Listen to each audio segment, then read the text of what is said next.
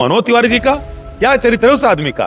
जो चरित्र उस आदमी का है वो संसद में बैठने लायक नहीं है। महिलाओं को लेकर कितनी आपत्तिजनक, भोजपुरी भाषा की मर्यादा को, भोजपुरी भाषा को अपमानित करने का काम अगर किसी ने किया तो मनोज तिवारी ने किया।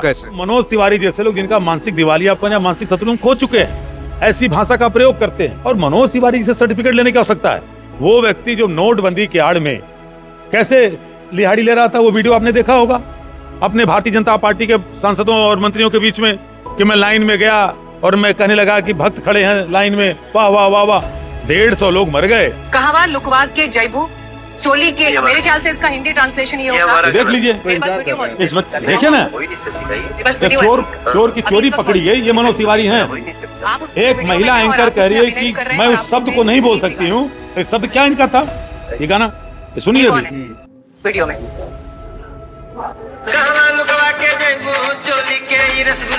कल गली में तो रखिया खिड़की गुल्ला। ठीक है, ये चरित्र है मनोज तिवारी का। अपनी बहन को, अपनी बेटी को ये भाषा में पूछेंगे कि चोली के नीचे क्या है?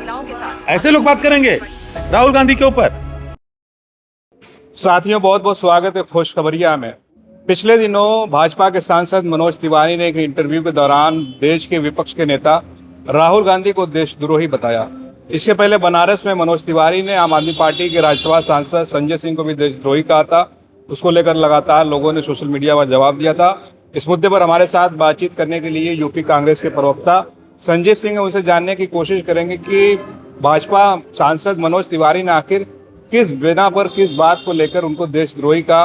बहुत बहुत स्वागत है सर। शुक्रिया, धन्यवाद। मनोज तिवारी ने जिस तरह से भरे एक नेशनल मीडिया पर बयान दिया है कि राहुल गांधी देशद्रोही हैं, नक्सलियों से उनके संबंध है, उनकी सोच देशद्रोही वाली है, इसको लेकर क्या कहेंगे आप? मुझे लगता है कि मनोज तिवारी जी और इस तरह के जो भी भारतीय जनता पार्टी के सांसद हैं, आज देश का प्रमुख मुद्दा क्या है उस पर बात न करके जो भी सरकार के ऊपर उंगली उठाता है या सरकार की गलत नीतियों पे, तमाम जो सरकार के जो गलत नीतियां रहीं, जहां पे भ्रष्टाचार, अगर उस पर सवाल उठाते हैं हमारे नेता माननीय राहुल गांधी जी उठाते हैं, या राज्यसभा के सांसद आम आदमी पार्टी के संजय सिंह जिनका आपने जिक्र किया, तो मनोज तिवारी जैसे लोग जिनका मानसिक दिवालियापन या मानसिक संतुलन खो चुके हैं, ऐसी भाषा का प्रयोग करते हैं। और मनोज तिवारी से सर्टिफिकेट लेने की आवश्यकता है? वो व्यक्ति जो नोटबंदी के आड़ में कैसे लिहाड़ी ले रहा था, वो वीडियो आपने देखा होगा अपने भारतीय जनता पार्टी के सांसदों और मंत्रियों के बीच में, कि मैं लाइन में गया और मैं कहने लगा कि भक्त खड़े हैं लाइन में, वाह वाह वाह वाह, 150 लोग मर गए।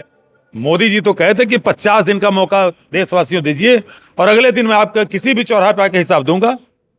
मोदी जी तो 50 दिन पे नहीं आए, लेकिन जो 2000 की नोट जो 30 फीट नीचे से भी भ्रष्टाचार होता निकाल लाती है, 7 साल में नोट वापस हो गई। काला धन 15-15 लाख देने के बाद मोदी जी कहते, और स्वयं स्विस बैंक कह रहा है कि अब भारत का काला धन 3 गुना हो गया है। तो नरेंद्र मोदी जी कुछ बोलेंगे और उसके बाद उनकी गलतियों को पर्दा डालने के लिए मनोज तिवारी जैसे सांसद बोलते हैं। और मनोज तिवारी जी का क्या चरित्र है उस आदमी का? जो चरित्र उस आदमी का है वो संसद में बैठने लायक नहीं है। महिलाओं को लेकर कितनी आपत्तिजनक, भोजपुरी भाषा की मर्यादा को, भोजपुरी भाषा को अपमानित करने का काम अगर किसी ने किया तो मनोज तिवारी ने किया। कैसे? ऐसे किया कि भोजपुरी गाने मनोज तिवारी गाने से नहीं हुआ था।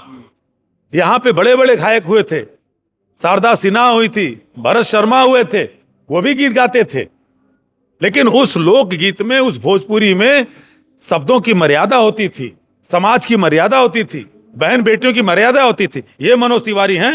ये देखिए एंकर क्या करी है कि मैं सहज महसूस कर रही हूँ। कहवा लुकवा के जयबू चोली के, मेरे ख्याल से इसका हिंदी ट्रांसलेशन ये होगा। देख लीजिए, देखिए ना, चोर की चोरी पकड़ी गई, ये मनोज तिवारी हैं।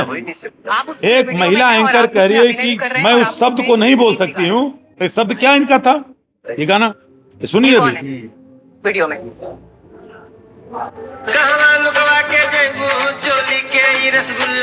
कल गली में तो रखिया खिड़की गुल्ला। ठीक है, उसके बाद वो इनकार कर रहे हैं। ये है, ये चरित्र है मनोज तिवारी का।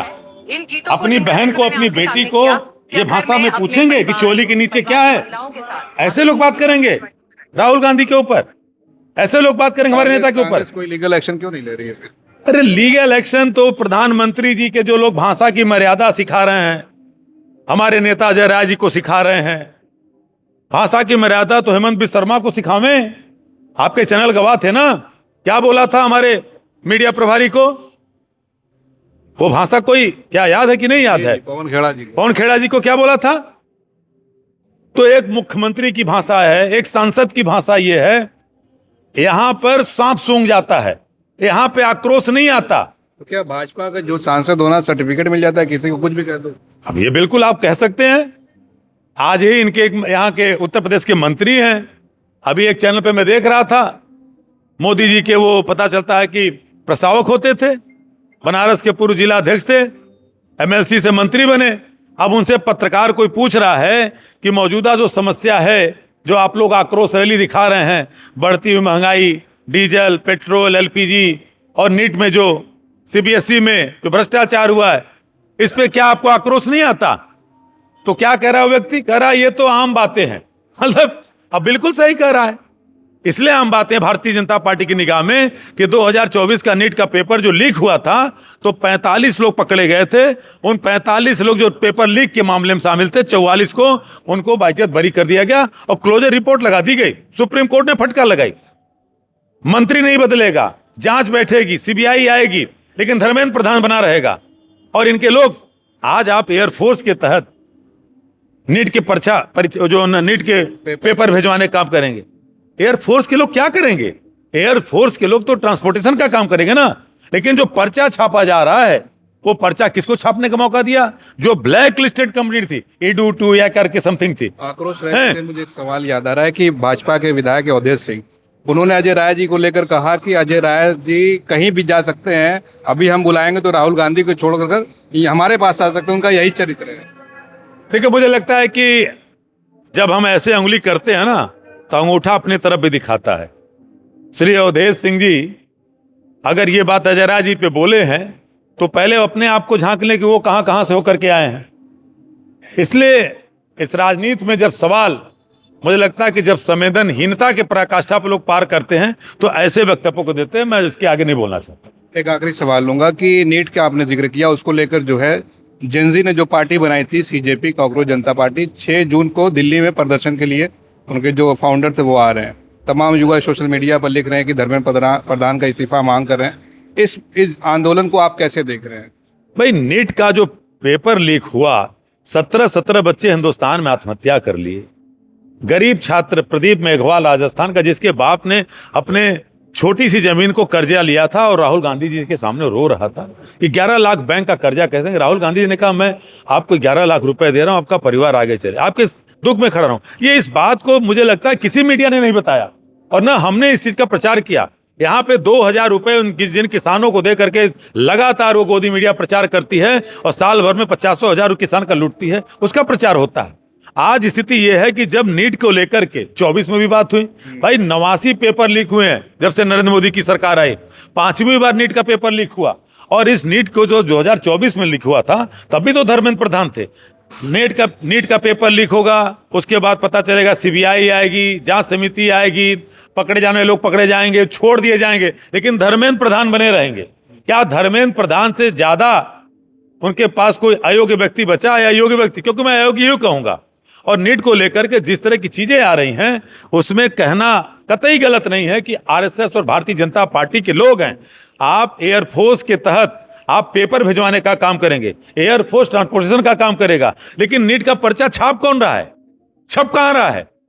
क्यों? क्योंकि कल वही लोग, भारतीय जनता पार्टी, आरएसएस के लोग, नीट का पर्चा छापेंगे, लीक करेंगे। और जब ये पेपर एयरफोर्स के तहत जाएगा और विपक्ष अगर सवाल उठाएगा, तो ये लोग कहेंगे साहब देखिए, ये लोग सेना पे सवाल उठा रहे हैं।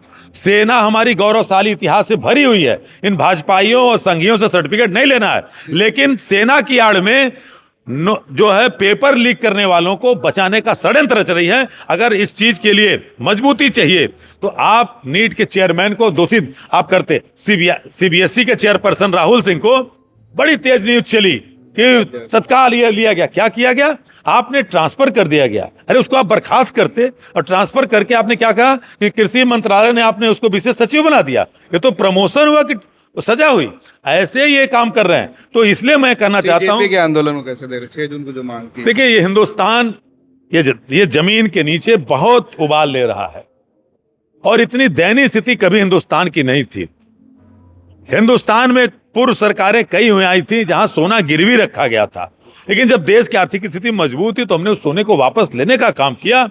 जननायक चंद्रशेखर जी की सरकार में हुआ, हमारे कांग्रेस की सरकार में हुआ, लेकिन पहली बार हो रहा है हिंदुस्तान के राजनीतिक इतिहास में कि 1,14,000 करोड़ रुपए का सोना बेचा गया। और यह कब किया गया? 8 मई से लेकर 22 मई। अभी मैं आपसे बात कर रहा हूं, आज 4 जून है। आज 16 दिनों में ये कितना और बिका होगा, ये सोचने का सवाल है। इसलिए जो आर्थिक स्थिति हमारी इतनी डवाडोल है, और सीजेपी जो आपने बताया, काकरोच जनता पार्टी, ये उस आक्रोश का नाम है। उस आक्रोश का नाम है जिसको नरेंद्र मोदी जी ने 2 करोड़ रोजगार प्रतिवर्ष देने का काम कहा था। उस आक्रोश का नाम है जिसको उन्होंने कहा कि सच्ची और सच्ची शिक्षा मिलेगी। उस आक्रोश का नाम है कि जहां लगातार उत्तर प्रदेश से बात करूं, देश के स्तर पे 90 क्या 100 से ज्यादा पेपर लीक हुए, और पेपर लीक माफिया के खिलाफ कोई आवाज नहीं उठती। उत्तर प्रदेश के सरकार में उनके सहयोगी दल का एक विधायक है जो पेपर लीक के मामले में रहा है, बेदीराम, उसका मैं नाम लेके बोलता हूं। ऐसे लोग जब सत्ता में रहेंगे, जो पेपर लीक माफिया रहे, तो कैसे पेपर लीक की घटनाएं खत्म हुई? तो मुझे लगता है कि अगर इसमें सरकार के अंदर तनिक भी जो निर्दोष छात्र आत्महत्या किए हैं उन परिवारों के प्रति अगर संवेदना हो, तो धर्मेंद्र प्रधान को तत्काल प्रभाव से उनको उसके पद से हटा देना चाहिए, क्योंकि नैतिकता धर्मेंद्र प्रधान की समाप्त हो चुकी है। बहुत बहुत धन्यवाद हमसे बातचीत करने के लिए। हम बात कर रहे थे कांग्रेस पार्टी के प्रवक्ता संजीव सिंह जी से। इनकी बातों को लेकर आप क्या सोच रहे हैं, अपनी राय जरूर कमेंट करें। आप देख रहे थे खुश खबरिया। बनारस से मैं उबैद, बहुत बहुत शुक्रिया।